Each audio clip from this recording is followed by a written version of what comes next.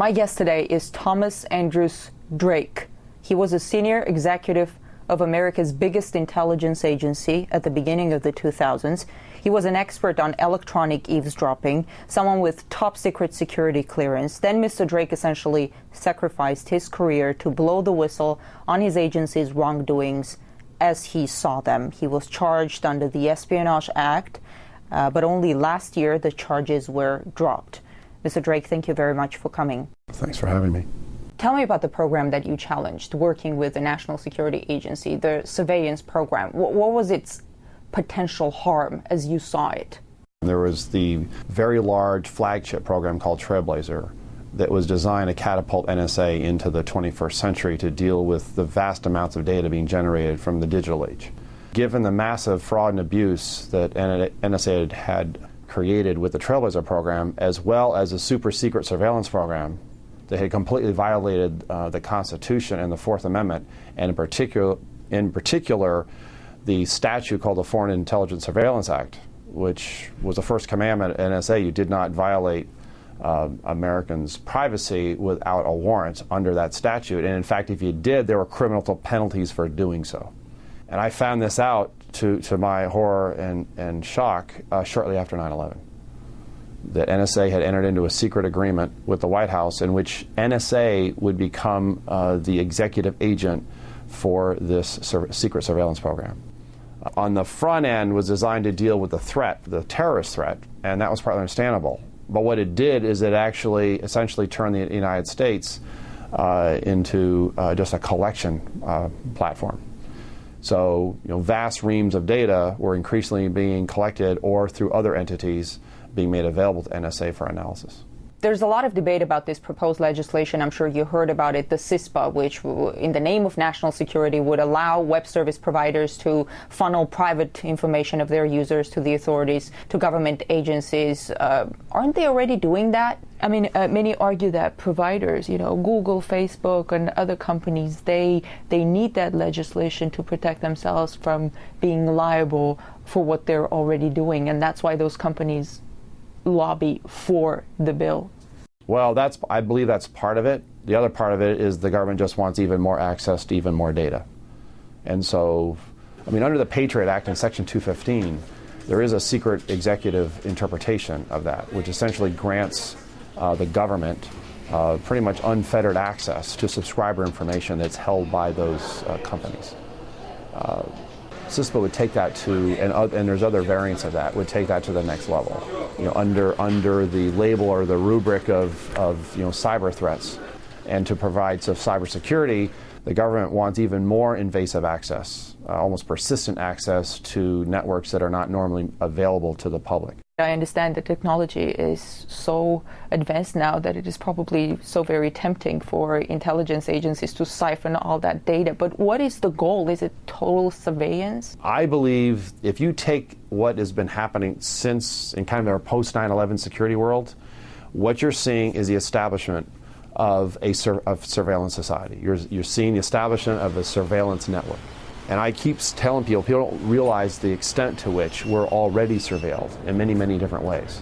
The extent to which vast amounts of our own transactional data in all forms, all electronic forms and emails and your tweets and bank records and everything else are all subject or suspect, okay, in terms of surveillance. It raises the specter of kind of the rise of soft tyranny. It raises the specter of you're automatically suspicious until we prove that you're not.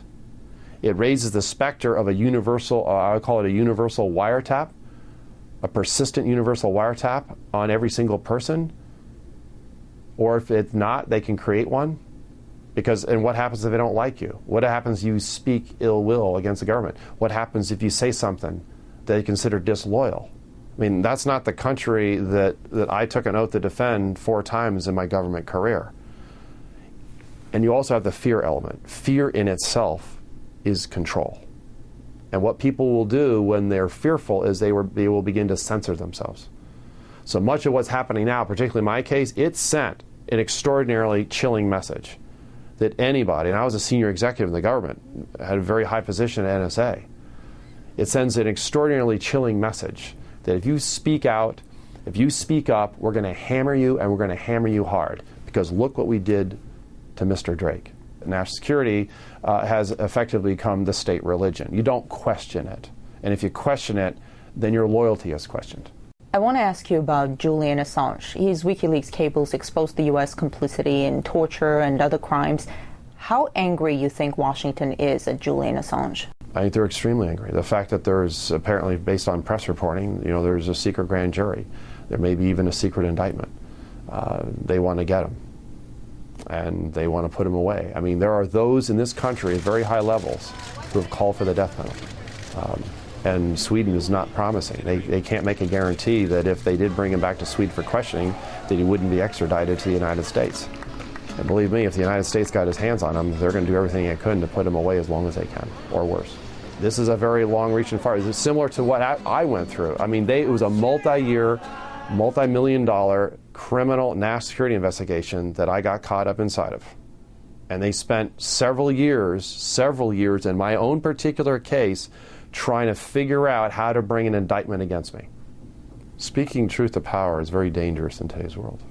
The power elites, those in charge, they don't like dirty linen being aired. They don't like the skeletons in the closet being seen. And they not only do they object to it, they decide to turn it into criminal activity. Remember, my whistleblowing was criminalized by my own government. I know. I had no protection. Although ostensibly they couldn't reprise against me, retaliate, they did. What I also find striking is that there's basically a smear campaign against journalists who, for example, report on civilian deaths in U.S. drone strikes. I read a number of articles where U.S. administration officials basically accuse them of helping terrorists. And that label, terrorist helper, it seems it's becoming a convenient tool to brush off investigative journalism, isn't it? What it is you go after the messenger, and because the last thing you want to do is deal with the message. You're talking about all the activities, the secret surveillance, the warrantless wiretapping, torture, rendition, drone strikes, and a whole host of other measures that I would assert are extra-constitutional. Not only do they violate our own law, they also violate a number of international laws. Go after the messenger and not the message, because see, to actually discuss the message or to address the message becomes very uncomfortable. So essentially what's happened is that law, and we're a nation of law, if we start to depart, which we already have in a very significant way, moving away from being a nation of laws and simply leave it up to policy to substitute, we're going down a very slippery slope in the United States of America. Everybody's reporting on this flame virus that the U.S. and Israel allegedly developed to spy on Iran. And then there is the actual cyber weapon, the Stuxnet, which created havoc in Iran's nuclear facilities. We hear U.S. officials condemn cyber attacks all the time, but it turns out that the U.S. government itself is involved in cyber attacks. How do you see it? Well, based on what can only be authorized leaks, which is an oxymoron coming from within the administration and other senior officials. They want people to know, actually. Right. I believe that's the case. I think that some cases that's not being reported. They actually wanted people to know. I think some people say, "Oh, it just makes the administration look good," sort of, sowing their oats and say, "Hey, we're the man here." I think they want people to know. They want to know what the United States is capable of doing. It is another form of warfare. It is a cyber weapon, but it's a Pandora's box. Okay? Because we're now in kind of uncharted territories. It's virtual war, to say it that way. It's virtual conflict. I mean, the Pentagon itself has been on record that if a nation conducts what is allegedly been conducted by this country against other countries using things like Stuxnet, that's an act of war. But apparently, if we're doing it, it's not considered an act of war. It's information operations or cyber operations, so it goes under a whole host of other labels to make it something different from what it really is. So where are the lines drawn? I want to go back to you becoming a whistleblower. You had a well-paid job, a top position in America's biggest intelligence agency. You turned it all down. You went to work to an Apple store. I wonder, how do you decide to go for something like that? You can't put a price on freedom. And I took an oath. I mean, my oath was to the Constitution. That took primacy over everything else. So what do? You're faced realizing to your horror that your own government is an abject violation of the very oath that you took, the very Constitution that you took an oath to defend, support and defend against all enemies, foreign and domestic, faithfully executing that law.